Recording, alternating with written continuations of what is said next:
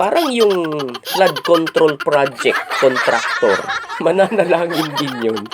Lord, sana sa akin mapunta yung bilyong pisong proyekto ng DPWH para maibulsa ko at mabigyan ko ng parte ang mga opisyal at ahensya at mga mambabatas na makikiporsyento.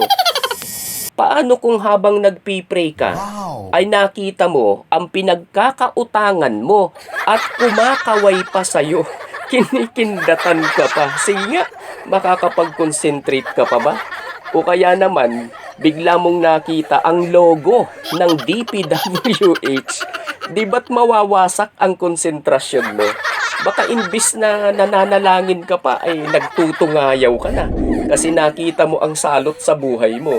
O kaya naman, nakita mo ang isang congressman o ang isang senador na nakangisi kasi kausap niya yung mga pinili niya na kontrahista ng flood control project. Magiging maayos pa kaya ang pananalangin mo? Isip-isipin mo.